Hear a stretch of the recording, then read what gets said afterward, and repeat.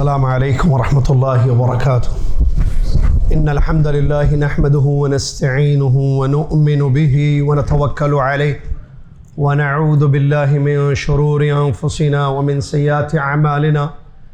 من يهده الله فلا مضل له ومن يضلله فلا هادي له، واشهد أن لا إله إلا الله وحده لا شريك له، واشهد أن محمدا عبده ورسوله.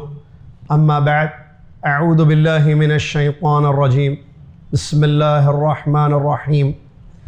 يا أيها الذين آمنوا اتقوا الله حق تقاته ولا تموتن إلا وأنتم مسلمون.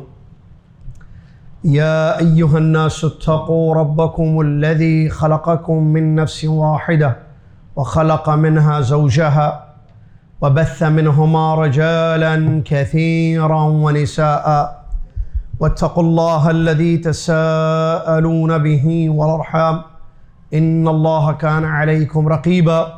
يا أيها الذين آمنوا اتقوا الله وقولوا قولا سديدا يصلح لكم أعمالكم ويغفر لكم ذنوبكم، ومن يطع الله ورسوله فقد فاز فوزا عظيما.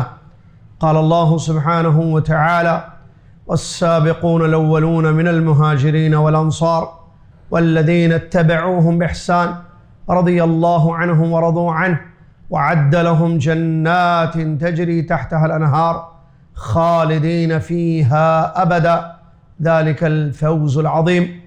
وقال سبحانه وتعالى: محمد رسول الله والذين معه أشداء على الكفار رحماء بينهم تراهم ركعا سجدا يبتغون فضلا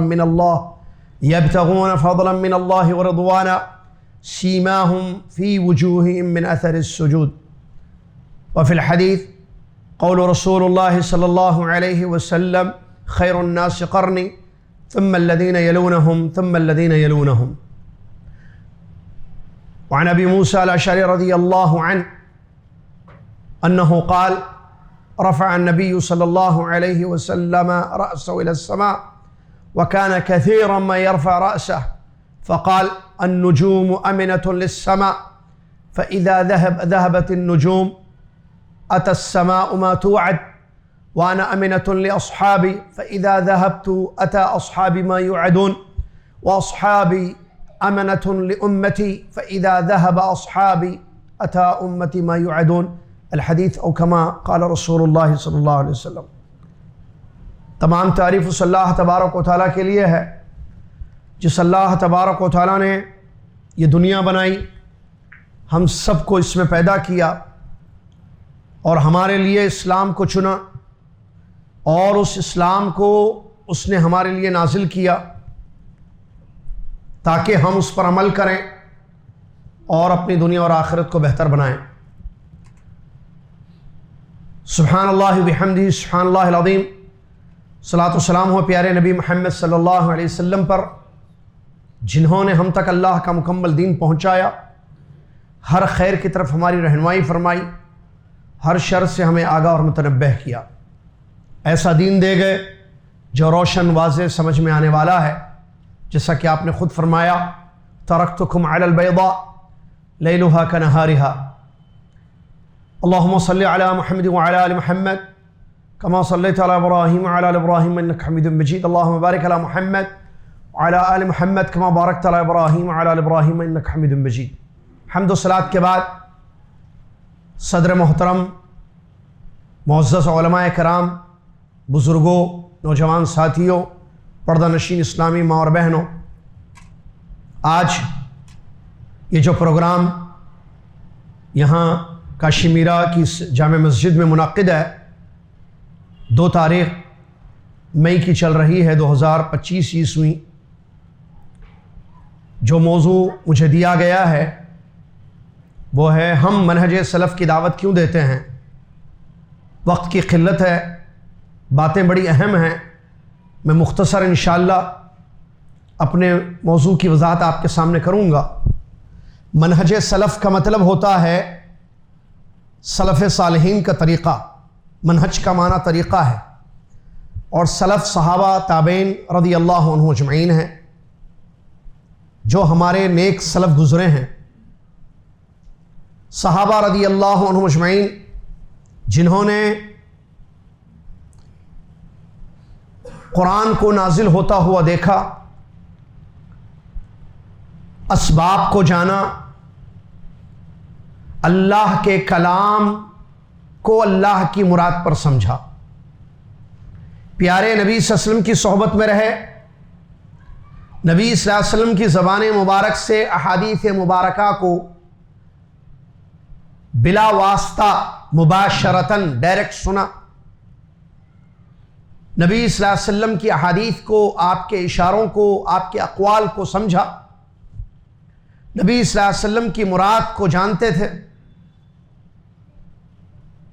اللہ تبارک و تعالی جس نے ہم سب کے لیے اسلام کو پسند کیا اور اس پر چلنے کی تاکید کی، اور یہی ایک اللہ کا سچا دین ہے، اگر ہم نے اسلام چھوڑ کر کسی اور چیز کو دین سمجھا، عمل کریں گے، اللہ اس کو ہرگز قبول نہیں کرے گا۔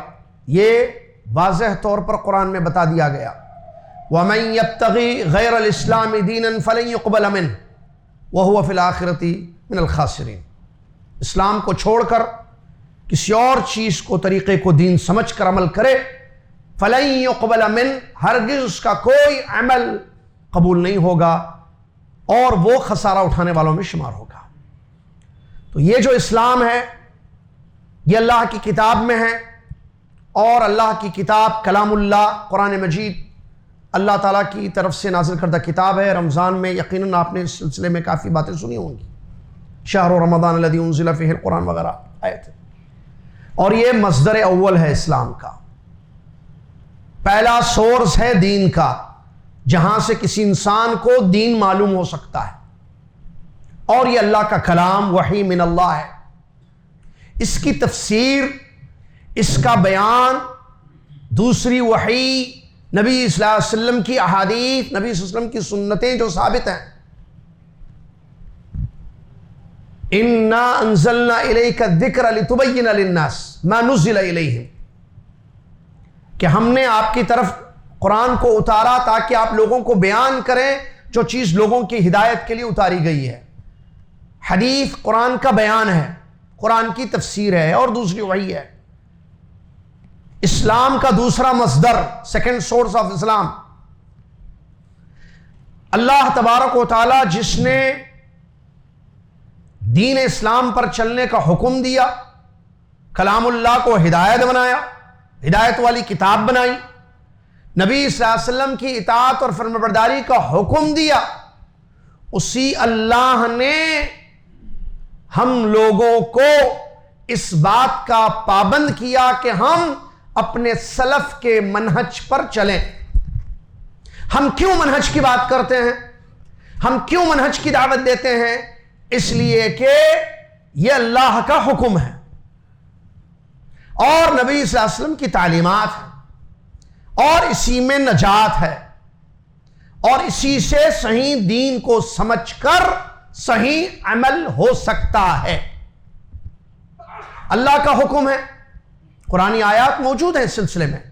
میں نے آپ کے سامنے سورہ توبہ کی آیت پڑھی، اللہ تبارک و تعالیٰ نے فرمایا وَالسَّابِقُونَ الْأَوَّلُونَ مِنَ الْمُهَاجِرِينَ وَالْأَنصَارِ، پہلے سبقت لے جانے والے مہاجر صحابہ، انصار صحابہ۔ مہاجر اور انصار صحابہ کی دو جماعتیں ہیں، مکہ کے باشندے مہاجر صحابہ رضی اللہ عنہ اجمعین، جس میں ابو بکر عمر رضی اللہ عنہما آتے ہیں، والانصار، اور انصار صحابہ مدینہ کے باشندے جو مدینہ میں رہے، جنہوں نے دین کی مدد کی، انصار جیسے طلحہ رضی اللہ تعالیٰ عنہ، ابو ایوب انصاری رضی اللہ تعالیٰ عنہ وغیرہ۔ اللہ تبارک و تعالیٰ فرما رہا ہے یہ دو لوگ، ایک مہاجر دوسرے انصار، اس میں قیامت تک کوئی نہیں آ سکتا ہے، حدیث میں موجود ہے۔ اللہ کے نبی صلی اللہ علیہ وسلم نے بیان فرمایا اپنی حدیث مبارک میں کہ اس ایک صدی کے بعد کوئی آج جو روئے زمین پر زندہ ہے، یہ کوئی باقی نہیں رہے گا انہیں اصحاب میں سے۔ تو آخر صحابی عبداللہ رضی اللہ تعالیٰ عنہ ہیں جن کی وفات ہو گئی، اور اس کے بعد ظاہر بات ہے صحابہ میں کوئی نہیں ہے، تابعین، تبع تابعین، آج کے لوگ، قیامت تک آنے والے لوگ مہاجر اور انصار میں سے تو نہیں ہو سکتے ہیں۔ یہ دو بزرگ جماعتیں آئیں چلی گئی. والذین اتبعوہم بإحسان. اللہ تبارک و تعالیٰ فرماتا ہے اب جن لوگوں نے بہتر طریقے سے ان کی پیروی کی. کس کی؟ الضمیر یرجع الی اقرب مذکور. مہاجر اور صحابہ، مہاجر اور انصار صحابہ رضی اللہ عنہم اجمعین. تو جن لوگوں نے ان کی اتباع کی، ان کی پیروی کی، ان کے نقش قدم پر چلے، دین کو ویسے سمجھا جیسے انہوں نے سمجھا، عقیدتاً، منہجاً، عملاً، اخلاقاً، دعوتاً، استنباطاً، تمام امور میں ان کے طریقے پر چلے. کن کے طریقے پر؟ صحابہ رضی اللہ عنہم اجمعین کے طریقے پر. اللہ والذین اتبعوہم بإحسان. ہم دعوت اس لیے دیتے ہیں منہج سلف کی تاکہ اس میں ہم شامل ہو جائیں، میں اور آپ. کس میں؟ والذین اتبعوہم میں. مہاجر اور انصار کے بعد والذین اتبعوہم بإحسان. اتباع کریں ہم دعوت دیتے ہیں تاکہ اتباع کریں ہم اور اس میں شامل ہو جائیں. والذین میں تو کیا ہوگا؟ رضی اللہ عنہم ورضوا عنہ. اللہ نے فرمایا ان سب سے اللہ راضی ہے، یہ لوگ اللہ سے خوش ہیں. اللہ نے ان کے لیے جنتیں تیار کر رکھی ہیں. یہ انعامات ہیں اتباع کے. اگر ہم نے منہج سلف کو اپنایا تو اس کے انعامات یہاں اس آیت کے اگلے حصے میں ذکر کیے جا رہے ہیں. رضی اللہ عنہ یہ انعام، ورضوا عنہ وعد لهم جنات تجری تحت الانہار یہ انعام ہے. ذالک خالدین فیہا ابدا یہ انعام ہے، خلود انعام ہے. ذالک الفوز العظیم یہ انعام ہے. اللہ تعالیٰ فرماتا ہے کہ اگر ان سلف صالحین کی اتباع کی جن لوگوں نے، ان سے اللہ راضی ہو تو اللہ کی رضا انعام ہے اور جنت ملنا انعام ہے. ہم اس لیے دعوت دیتے ہیں کہ اللہ راضی ہو جائے ہم سے اگر ہم نے منہج کو اپنایا سلف کی. ٹھیک ہے؟ اور جنت ملے گی کیونکہ اللہ نے کہا ان لوگوں کے لیے جنت تیار کر دی گئی ہے جن کے نیچے سے نہریں بہتی ہیں، جس میں ہمیشہ یہ لوگ رہیں گے. تیسرا انعام، جنت میں جا کر واپس آ جانا نہیں، نعمتیں ملنے کے بعد نعمتیں چھین لی جائیں گی نہیں. خالدین فیہا ابدا، ہمیشہ اس میں ہم رہیں گے، یہ لوگ اس میں ہمیشہ رہیں گے. اور بتایا گیا یہ اصل حقیقی بڑی کامیابی ہے. یہ کامیابی، یہ انعامات بہت بڑے انعام ہیں. اس کو پانے کے لیے ہمیں سلف صالحین کے منہج پر چلنا ہوگا. اس سے پہلے یہ ایک بات بتا دوں، اس کے ساتھ یاد آ رہی ہے بلکہ اور آسان ہوگا سمجھنے کے لیے. ہر نماز میں خواہ وہ فرض عین ہو یا فرض کفایہ، فرض کفایہ معلوم؟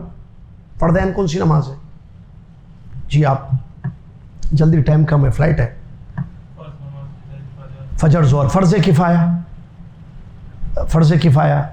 کوئی فرض کفایہ کون سی نماز ہے؟ جنازہ. دیکھیے تقریریں سنتے رہتے ہیں، پروگرامز ہوتے رہتے ہیں. میں اکثر کہتا ہوں اور آج بھی کہوں گا، علماء سے علم حاصل کی. اللہ جزائے خیر دے. ہمارے شیخ محترم نے ابھی کہا آپ سے اور کہتے ہیں ہمیشہ، یہ بھی ہم بھی، ہمارے اکابرین بھی، ہمارے ساتھی بھی، علماء سے جڑ کر رہیں، علم حاصل کریں، بنیادی چیزوں کو سیکھیں سمجھیں. اسلام کے ارکان، ایمان کے ارکان، عقیدے اور اس کے اصول، سنت کے اصول، بدعت کو پہچاننے کا طریقہ، ٹھیک ہے، منہج کے اصول، یہ تمام چیزیں سیکھیں علماء سے. آپ ماشاءاللہ بمبئی شہر میں رہتے ہیں، علماء موجود ہیں یہاں الحمدللہ. ان سے ربط رکھیں، تعلق قائم کریں. دروس ہوتے ہیں ان کے، مجھے پتا ہے. کیا آپ ان کے دروس میں جاتے ہیں؟ کیا آپ ان علماء سے استفادہ کر رہے ہیں؟ تو بنیادی چیزیں معلوم ہوں گی، اساسیات، اصول معلوم ہوں گے جو کہ ضروری ہے. عقیدہ ہم کو معلوم ہے نا، توحید ہم کو، عقیدے کے اصول ہمیں معلوم ہے. نبی صلی اللہ علیہ وسلم کی اطاعت کرنا، سنت رسول پر عمل کرنا ہم کو معلوم ہے. اطاعت رسول پر کتنی تقریریں اب تک ہم نے سنی ہوں گی، بڑے بڑے علماء. لیکن سنت کے اصول ہمیں معلوم ہے. بدعت سے بچنا ہے، کب سے نہیں سنا ہم نے، کتنی بار نہیں سنا ہوگا. لیکن کیا اصول معرفت البدع ہے ہمارے پاس؟ بدعت کو پہچاننے کے اصول نہیں ہے. کون سی کتاب عقیدے کی ہم نے پڑھی؟ اصول کا کون سا درس ہم نے اٹینڈ کیا؟ منہج کی بات کتنے لوگ کرتے ہیں، بچے بھی کرتے ہیں، نہیں فلاں شیخ منہج پہ تھے اب منہج پہ نہیں ہے، فلاں شیخ منہج پہ ہے۔ منہج پڑھے یا صرف تقریروں میں سنے کہ ہاں سلف صالحین کے منہج پر چلنا ہے، جیسے آج بھی میرا بیان ہے کہ اتباع، ہم کیوں دعوت دیتے ہیں اتباع؟ اب ظاہر بات ہے میں مختصر سے وقت میں منہج کے اصول تو آپ کو نہیں بتا سکتا ہوں، اس کے لیے باقاعدہ دروس چاہیے۔ کیا آپ نے وہ دروس اٹینڈ کیے؟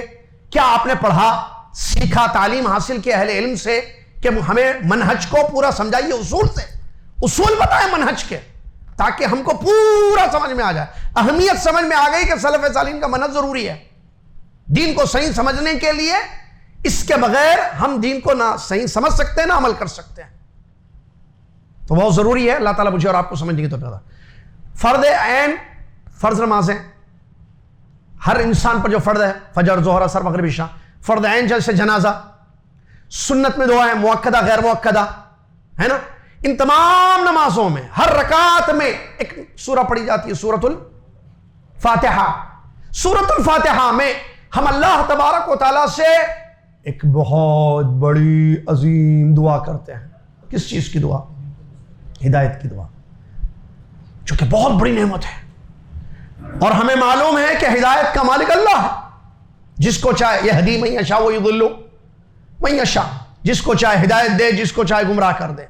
تو ہدایت کے مالک اللہ رب العالمین سے ہم ہدایت مانگتے ہیں، ہے نا، اور وہ ہدایت کا مالک اس سے ہم مانگتے ہیں اہدنا الصراط المستقیم، اللہ ہمیں سیدھے راستے کی ہدایت دے۔ صراط الذین والذین اتبعوہم بإحسان، سمجھ میں آ رہی بات؟ جوڑیے دونوں آیتوں کو سامنے رکھیے۔ ہم کہتے ہیں اہدنا الصراط المستقیم، ہم کو سیدھا راستہ دکھا اللہ۔ سیدھا راستہ وہ نہیں جو میرا روڈ والوں کو سمجھ میں آ گیا، بمبئی والوں کو سمجھ میں آ گیا، حیدرآباد والوں کو سمجھ میں آ گیا، نہیں۔ اہدنا الصراط المستقیم کے آگے کیا ہے؟ صراط الذین انعمت علیہم، ان لوگوں کا راستہ جن پر تو نے انعام کیا، وہ ہے صراط مستقیم۔ صراط الذین، الذین وہ لوگ، انعمت علیہم جن پر تو نے انعام کیا۔ تو وہ انعام یافتہ لوگوں میں سلف بھی آتے ہیں، انعم اللہ علیہم من النبیین والصدیقین والشہداء والصالحین، یہ سلف صالحین انعام ہے۔ ابھی تھوڑی دیر پہلے آپ نے انعام ان کا دیکھا، سنا نا، والسابقون الاولون والی آیت میں نے پڑھی، تین انعامات میں نے ذکر کیے، کیا ہے؟ رضی اللہ عنہم ایک انعام، وعد لہم جنات دوسرا انعام، خالدین فیہا ابدا تیسرا انعام۔ یہ انعام یافتہ لوگ ہیں جن کا راستہ ہدایت کا راستہ ہے۔ قرآن میں اور ایک جگہ اللہ تعالیٰ فرماتا ہے والذین فَإِنْ آمَنُوا، سورہ بقرہ کی آیت، فَإِنْ آمَنُوا بِمِثْلِ مَا آمَنْتُمْ فَقَدْ اهْتَدَوْا، دیکھیں وہاں بھی آگئی ہدایت، یا الذین ہے ادھر دو، سورہ فاتحہ میں صراط الذین، اور اس سے پہلے اہدنا، ہے نا، بات سمجھ رہے؟ جلدی جلدی سمجھیے۔ اور ادھر والذین اتبعوہم، اور پھر تیسری جو آیت میں نے ابھی پڑھی آپ کے سامنے آخر میں، فَإِنْ آمَنُوا بِمِثْلِ مَا آمَنْتُمْ فَقَدْ اهْتَدَوْا، لوگ ویسے ایمان لائیں گے جیسے تم ایمان لائے ہو تو ہدایت پر ہوں گے۔ یہ کون کہہ رہا ہے؟ اللہ، وہ اللہ جس سے ہم کہتے ہیں اہدنا الصراط المستقیم، وہ اللہ کہہ رہا ہے فَقَدْ اهْتَدَوْا، فَقَدْ اهْتَدَوْا، اللہ کہہ رہا ہے ہدایت پر ہوں گے۔ اور یہی اللہ کے نبی صلی اللہ علیہ وسلم، تو اس سے بات واضح ہو گئی، سمجھ میں آ گئی بات کیا، کہ اگر ہدایت ہم چاہتے ہیں، اگر ہم کامیابی چاہتے ہیں تو سلف کے منہج کو اختیار کرنا ہوگا۔ اور جب ہدایت کے لیے سلف کا منہج ضروری ہے اور کامیابی کے لیے سلف کا، ذالک الفوز الکبیر ہے نا، آخری آیت میں نے پڑھی بھی، ذالک الفوز العظیم، سورۃ توبہ کیا ہے، بڑی کامیابی کے لیے سلف کا منہج ضروری ہے، تو اسی لیے ہم دعوت دیتے ہیں کہ آئیے منہج سلف پر۔ اور اللہ کے نبی صلی اللہ علیہ وسلم حدیث میں اس کی دلیل ہے، کیونکہ یہ جو سلف جس کی ہم منہج کی دعوت دیتے ہیں، یہ اس صدی میں پائے گئے جس کی خیریت کی گواہی پیارے نبی محمد صلی اللہ علیہ وسلم نے دی۔ یہ سلف جس کی اتباع کی ہم آپ کو دعوت دیتے ہیں، یہ اس دور میں تھے جس دور کو اللہ کے رسول نے خیر کہا، بہترین دور، جیسا کہ مشہور حدیث ہے، نبی صلی اللہ علیہ وسلم نے فرمایا خیر الناس قرنی، سب سے بہترین لوگ میرے زمانے میری صدی کے لوگ ہیں، پھر اس کے بعد قرن۔ تو یہ قرون ثلاثہ جس کو کہتے ہیں 3 صدیاں، اللہ کے نبی صلی اللہ علیہ وسلم کے ساتھ تھے یہ لوگ، لہٰذا ہم ان کی اتباع کی آپ کو دعوت دیتے کیونکہ خیر القرون میں پائے گئے یہ لوگ. اسی طریقے سے ان کے منہج کا اختیار کرنا نجات کا سبب ہے، جیسا کہ میں نے حدیث آپ کے سامنے پڑھی. اب ابو موسیٰ اشعری رضی اللہ عنہ نے فرمایا کہ ایک مرتبہ نبی صلی اللہ علیہ وسلم نے اپنی نگاہ کو آسمان کی طرف اٹھایا، اور اکثر و بیشتر پیارے نبی صلی اللہ علیہ وسلم اپنی مبارک نگاہوں کو آسمان کی طرف اٹھاتے تھے. اس کے بعد اللہ کے رسول نے فرمایا ستاروں کو محافظ بنایا گیا ہے آسمان کے لیے، ستارے ختم تو آسمان ٹوٹ جائیں گے. تو آگے فرمایا میں محافظ ہوں میرے اصحاب کا، میں جب چلا جاؤں گا تو پھر میرے اصحاب رضی اللہ عنہ اجمعین کی زندگی میں آزمائشیں آئیں گی.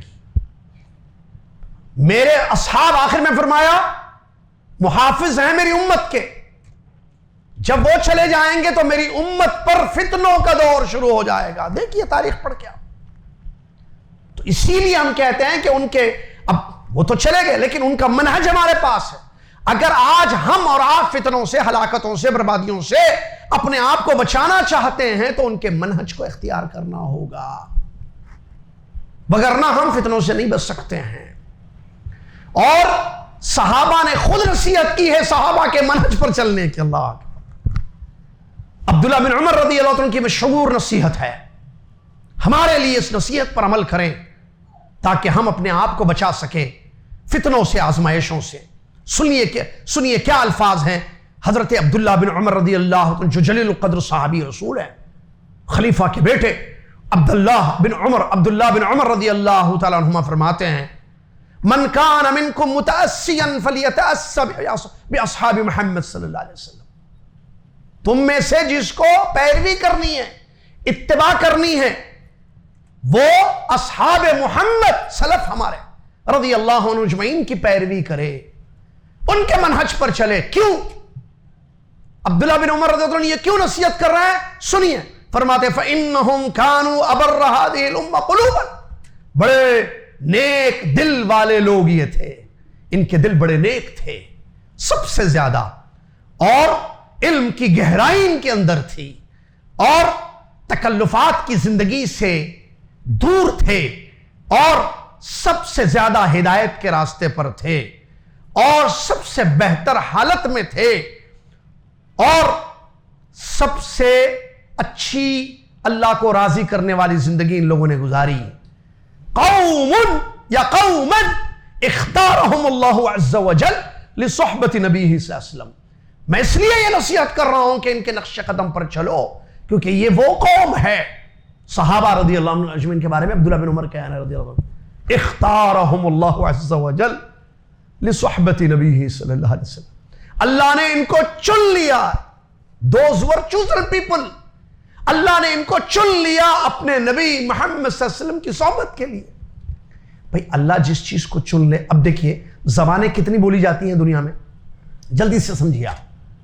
سب سے افضل زبان کون سی ہے دنیا کی؟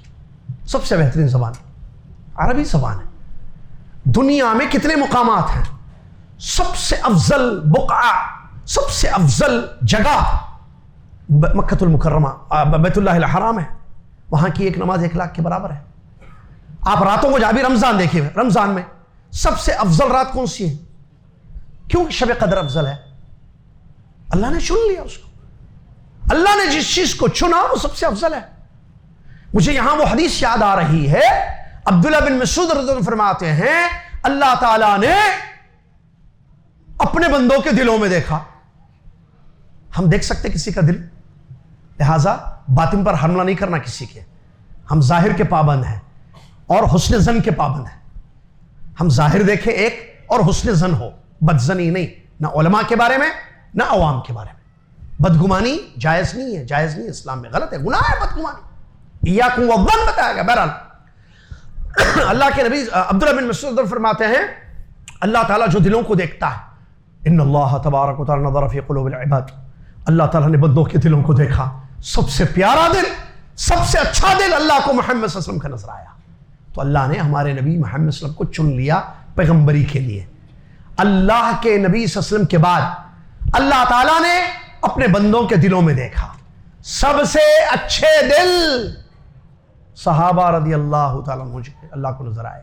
تو اللہ تعالیٰ نے نبی صلی اللہ علیہ وسلم کی صحبت کے لیے ان لوگوں کو چن لیا. اللہ اکبر. عبداللہ بن مسعود کے الفاظ ہیں. بہرحال آئیے یہاں نبی عبداللہ بن عمر رضی اللہ عنہ فرما رہے ہیں ان کے منہج پر چلو, ان کے منہج کو اختیار کرو. کیوں؟ اس لیے کہ یہ قوم اللہ کی چنی ہوئی قوم ہے. نبی صلی اللہ علیہ وسلم کی صحبت کے لیے, نبی صلی اللہ علیہ وسلم کے دین کو قائم کو اقامت دینی, نبی صلی اللہ علیہ وسلم کے دین کو قائم کرنے کے لیے اللہ نے ان لوگوں کو چن لیا. لہٰذا ان کے فضل کو پہچانو. اللہ نے جو ان کو فضیلت دی ہے, مقام اور مرتبہ صحابہ رضی اللہ عنہ اجمعین کا ہے, مہاجرین کا, انصار کا رضی اللہ عنہ اجمعین, اس کو پہچانو. اور واتبعوہم فی آثارہم, ان کے نقش قدم پر چلو, کیونکہ یہ فإنہم کانوا علی الہدی المستقیم, اس لیے کہ سیدھے راستے پر قائم تھے. یہ قول علامہ ابن عبد البر رحمۃ اللہ علیہ نے اپنی کتاب جامع بیان العلم میں بیان کیا ہے, جس سے ہمیں معلوم ہوتا ہے کہ سلف صالحین کے منہج کی اتباع کرنا کتنا ضروری ہے. سامعین محترم, جس دور سے ہم گزر رہے ہیں یہ فتنوں کا دور ہے, اس میں کوئی شک نہیں ہے. عقیدے کو لے کر بھی مسائل ہیں, منہج کو لے کر بھی مسائل ہیں, عمل میں بھی مسائل ہیں, اور اگر عمومی طور پر ہم کہیں تو شبہات اور شہوات کے فتنوں کا دور چل رہا ہے. ایک عام آدمی کو سمجھ میں نہیں آتا ہے کہ کیا کرے.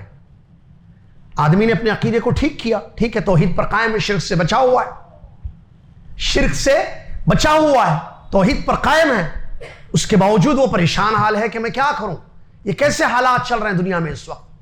تو میں آپ کو بتاؤں, ہر دور میں ہم سب کو اشد ترین ضرورت ہے اس بات کی کہ ہم اپنے اسلاف کی زندگی کا مطالعہ کریں, سلف صالحین رضی اللہ عنہ اجمعین کے منہج کو پڑھیں, دیکھیں ان کی زندگی میں جب پریشانیاں آئیں, مصیبتیں آئیں, کیا منہج ان کا تھا, کیا وقوف ان کا تھا, کیا سٹینڈ ان لوگوں نے لیا تھا.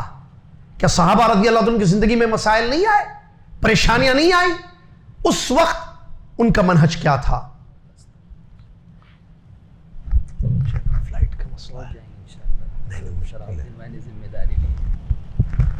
ان کی زندگی کا مطالعہ کریں.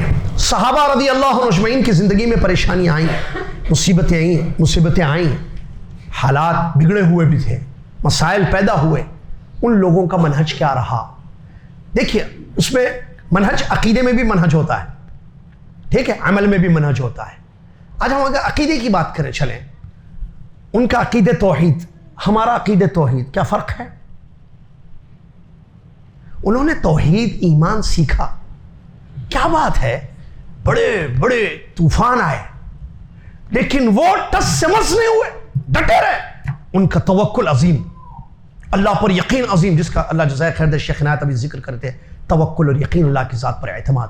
آپ ذرا غور کیجئے صحابہ رضی اللہ عنہ کا منہج دیکھیے عقیدے میں, کیوں, کیا, کتنا مضبوط منہج تھا ان کا. حالات بد سے بدتر ہوئے, مشکلیں آئی, پریشانیاں آئیں, لیکن اللہ پر جو اعتماد تھا اس میں کسی قسم کا فرق نہیں ہوا, خلل نہیں ہوا. توکل ان کا کتنا عظیم تھا, اللہ کے وعدوں پر کس قدر یقین تھا انہیں. اللہ اکبر. قرآن پڑھتے تھے, آیتوں کو سمجھتے تھے, آیتوں میں جو باتیں بیان کی گئی اس پر ان کا یقین. آج وہی قرآن ہمارے ذہن میں, اللہ پر یقین ہے ہمیں, لیکن یقین میں فرق ہے,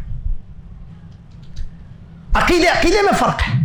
آج ہم یہ سمجھتے ہیں کہ شرک نہ کرو تو بس کافی ہے, چاہے توکل میں خلل ہو, اللہ کے بارے میں بدگمانیاں آ جائیں, نعوذ باللہ, عقیدے میں کوئی خرابی نہیں پیدا ہوتی ہے, اللہ کے وعدوں پر یقین نہ ہو یا اللہ کی ذات کے بارے میں بدگمان ہو جائے, نعوذ باللہ ذالک, ہم سمجھتے کچھ فرق نہیں پڑتا. اپنے آپ کو ٹٹولے دیکھیں. عقیدہ جو سب سے اہم موضوع ہے اسلام کا, دین کا, ان لوگوں نے عقیدہ سیکھا. مجھے وہ یاد آ رہی ہے, ایک صحابی ہیں, وہ کہتے ہیں تعلمنا الایمان قبل ان نتعلم القرآن. مقداد تقریباً ہے, اگر میں غلط نام نہیں لے رہا ہوں تو, مقداد بن اسود رضی اللہ تعالیٰ عنہ ہیں. جندب بن عبداللہ, جزاک اللہ, جندب ہے, مقداد نہیں, جزاک اللہ خیر. جندب رضی اللہ تعالیٰ فرماتے ہیں تعلمنا, کننا, نبی صلی اللہ علیہ وسلم کے زمانے میں ہم نوجوان تھے, بچے تھے. تعلمنا الایمان قبل ان نتعلم القرآن فلما تعلمنا القرآن ازداد ایماننا. اللہ اکبر. وہاں معاملہ یہ تھا, سلف ہمارے, ان کا منہج یہ تھا, انہوں نے ایمان سیکھا, عقیدہ سیکھا. قرآن کی تعلیم سے پہلے ایمان اور عقیدہ سیکھا. پھر قرآن پڑھا، ان کا ایمان بڑھ گیا۔ آج ہم قرآن پڑھتے ہیں، عقیدہ نہیں سیکھتے۔ نہ قرآن کی تعلیم سے پہلے عقیدہ ہم نے سیکھا، نہ قرآن کی تعلیم کے بعد عقیدہ ہم نے سیکھا۔ اگر میں پوچھوں لا الہ الا اللہ کے ارکان بتاؤ، وضاحت کرو لا الہ الا اللہ کی، غلطیاں آپ کو نظر آئیں گی، جواب صحیح نہیں ملے گا۔ بھئی یہ شرک کی تفصیل کیا ہے؟ ایک آدمی تعویذ لگائے، گلے میں تعویذ پہنے، کیا وہ جہنمی ہے؟ سوال اگر کر لیا جائے، عقیدے سے تعلق ہے نا اس کا، جواب صحیح نہیں ملے گا آپ کو۔ تقدیر کے متعلق ایمان کا کیا معاملہ ہے؟ جواب صحیح نہیں ملے گا۔ ایسے ایمانیات یا اس ایمان کے ارکان کے متعلق سوالات، بھائی ایمان کے ارکان بھی بہت سارے لوگوں کو پورے نہیں معلوم، کیونکہ ایسے ہو چکا ہے۔ ہم نے امتحانات وغیرہ دعوت سینٹر میں لیا، پوچھے کچھ، مجھے اچھا یاد آ رہا ہے ایک سوال کہ نیچے دیے گئے جملوں میں سے ایمان کے ارکان پر ٹک لگائیں۔ اسلام کے ارکان پر ٹک لگایا لوگوں نے، طلبہ نے، طالبات نے۔ اس کا مطلب کیا نہیں سمجھ میں آیا نا؟ بھائی اسلام کے ارکان الگ ہیں، ایمان کے ارکان الگ ہیں۔ تو مسئلہ کیا ہے؟ وہاں تعلیم مضبوط تھی عقیدے کی، تو پھر ظاہر بات ہے اثر بھی ہوتا ہے زندگی میں جب عقیدہ مضبوط ہو۔ ہمارے پاس عقیدے کی تعلیم کی کمی ہے۔ مدارس میں بچے پڑھتے ہیں، میں بات عوام الناس کی کر رہا ہوں، عام لوگ کیوں نہیں پڑھتے، کیوں نہیں عقیدہ سیکھتے؟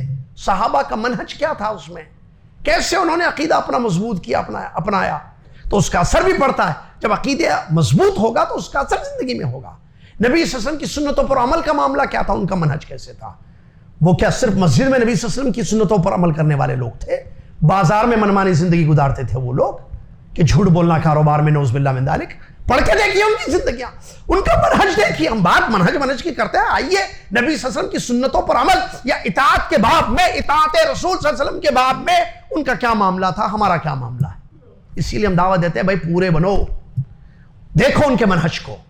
وہ سنتے تھے نبی صلی اللہ علیہ وسلم کی حدیث، اللہ کے نبی صلی اللہ علیہ وسلم کی زبان مبارک سے نبی صلی اللہ علیہ وسلم کے مطلب کو، فہم، مراد کو جانتے تھے اور عمل کرتے تھے۔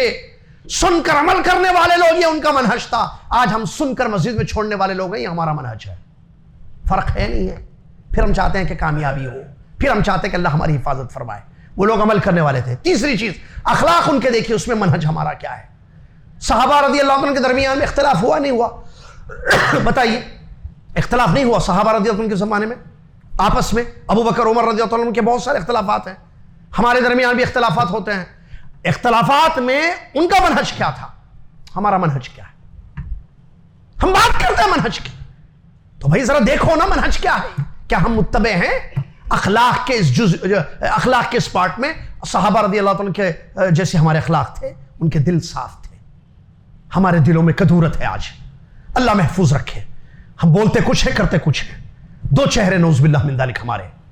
عوام میں کچھ اور چہرہ، خواص میں کچھ اور چہرہ، پبلک کے سامنے الگ چہرہ، تنہائی میں ایک الگ چہرہ ہمارا۔ ایسے تھے وہ لوگ؟ نہیں، ان کے دل صاف تھے، قلوب صافیہ، صاف دل والے لوگ۔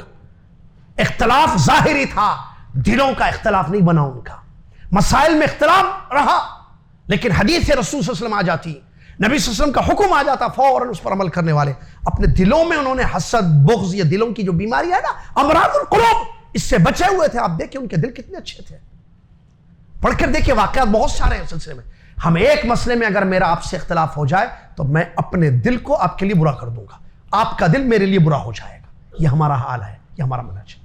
پھر آئیے دعوت کی بات دیکھیں، دعوت میں ان کا منہج کیا تھا، کیسے دعوت دیتے تھے، آج کیسے دعوت دے رہے ہیں ہم لوگ، اور وہ لوگ کیسے جو ہے استنباط کرتے تھے آیات یا احادیث کا۔ آج کا استنباط کیا ہے آیات اور احادیث کا؟ ایسے بہت ساری چیزیں ہیں، یہ تمام چیزوں پر غور کرنا ہے اور دیکھنا ہے کہ کیا واقعی ہم مکمل طور پر اپنے سلف صالحین کے منہج پر ہیں جس کی ہم کو دعوت دینی ہے، دعوت دیتے ہیں، کیا اس منہج پر ہم قائم ہیں؟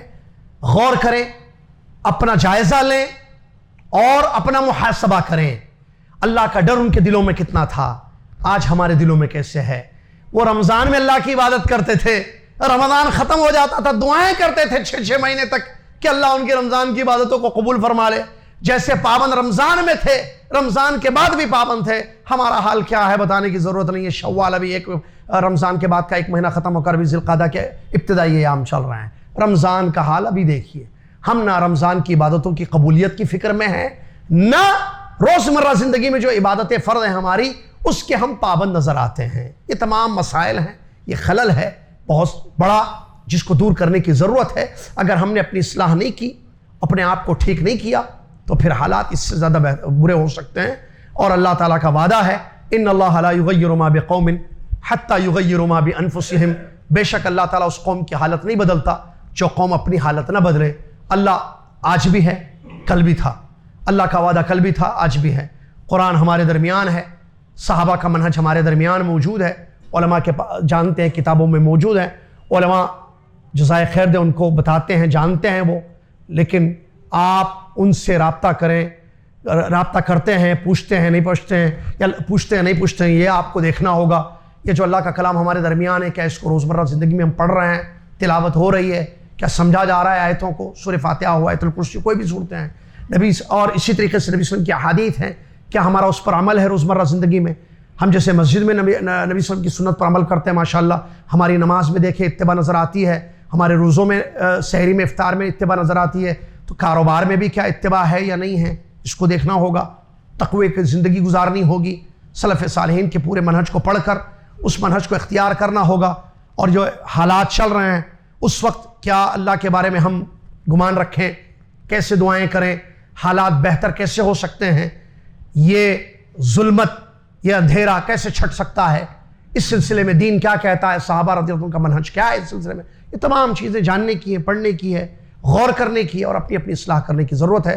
اگر ہم بولتے رہے، میں بول کر چلا جاؤں اور اپنے الٹے منہج پر قائم رہوں، منمانی زندگی، عیش و عشرت کی زندگی گزاروں، آپ سن کر چلے جائیں، کہاں تقریر بہت اچھی تھی، شیخ عنایت نے بڑی پیاری باتیں بنائیں، یاسر صاحب نے بھی بڑی اچھی باتیں بتائیں، یہ سن کر یہیں چھوڑ کر جائیں گے تو کوئی فائدہ نہیں ہوگا۔ عمل سے حالات بدلتے ہیں، عمل مطلوب ہے، عمل سے دنیا بھی سنورتی ہے، عمل سے جنت بھی ملتی ہے۔ اگر ہم چاہتے ہیں کہ حالات بدلیں، بہتر ہوں، تو پھر عمل کرنے کی ضرورت ہے، منہج پر قائم رہنا ضروری ہے۔ اگر ہم چاہتے ہیں کہ جہنم کی ہلاکتوں سے، عذابوں سے خود کو بچائیں، قبر کے عذابوں سے بچائیں، تو اس کے لیے پھر عمل ضروری ہے۔ وَقُلِ اعْمَلُوا فَسَيَرَى اللَّهُ عَمَلَكُمْ، عمل ضروری ہے، عمل نہیں ہوگا، صرف سنیں گے، سنائیں گے، سنانے والے عمل نہ کریں، سننے والے عمل نہ کریں، تو پھر حالات اللہ المستعان، جیسے کہتے ہیں اللہ المستعان، اللہ ہی مدد کر سکتا اور کیا کر سکتے ہیں۔ لہذا میری آپ سے گزارش ہے، بنتی ہے کہ اللہ تعالیٰ سے دعا کریں کہ اللہ ہم سب کی اصلاح فرمائے۔ آپ دعائیں کریں اور عمل کرنے کی کوشش کریں۔ ہم مشائخ سے، علماء سے جو بھی سنیں، آج کے جمعے کے خطبے آپ نے سنے، درس سنا، بھی شیخ کا بیان سنا، تو جو کچھ اللہ اور اس کے رسول کے فرامین بیان کیے گئے ہیں اس پر عمل کرنے کی کوشش کریں۔ اللہ سے دعا بھی کریں اللہ توفیق دے عمل کی، کیونکہ توفیق کے بغیر کچھ نہیں ہو سکتا ہے۔ اللہ سے ہدایت کی توفیق مانگے، اللہ سے عمل کی توفیق مانگے، اللہ سے ثابت قدمی، استقامت کی توفیق مانگے، اللہ سے دعائیں کریں مسلمانان عالم کے بارے میں، جہاں کہیں ہمارے بھائی اور بہنیں پریشان حال ہیں، اللہ تعالیٰ ان کی پریشانیوں کو دور فرما دے۔ اللہ تعالیٰ ہمیں ثابت قدم، استقامت والی زندگی گزارنے کی توفیق عطا فرما۔ اللہ علم حاصل کرتے ہوئے اس علم پر عمل کرنے کی ہم سب کو توفیق عطا فرما، آمین۔